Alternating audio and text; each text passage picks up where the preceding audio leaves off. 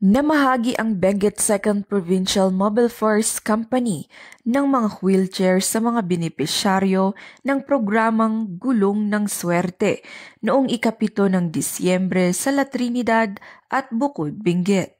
Ang mga wheelchair ay donasyon mula sa CNT Builders, katuwang ang Benguet Police Provincial Office, sa inisyatiba ni Police Colonel Lambert Suerte, Benguet Provincial Director, na naglalayong magbigay ng suporta at ginhawa sa mga persons with disability at mga kabilang sa mahihinang sektor ng komunidad.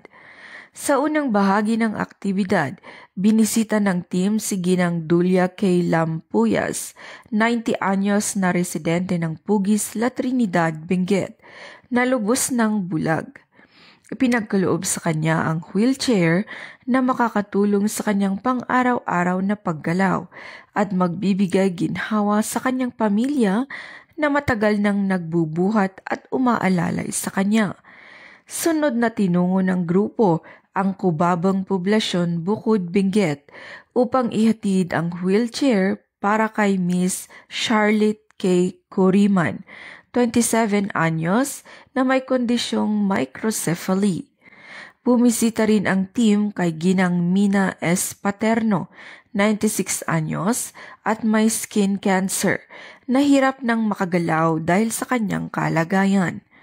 Ang Gulong ng Swerte ay nagpapatunay na matatag na ugnayan sa pagitan ng PNP at mga pribadong katuwang, tulad ng CNT Builders Incorporated, na ang bukas palad na pagtulong ang nagbigay daan upang maisakatuparan ang programang ito.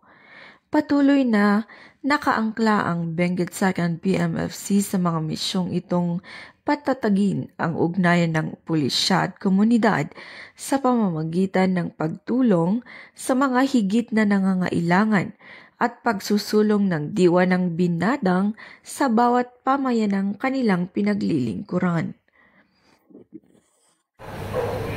Mula dito sa rehiyon ng Cordillera, ako ang inyong PNN correspondent, Patrolwoman Jezebel Moyaw, alagad ng batas, tagataguyod ng Balitang Pulis.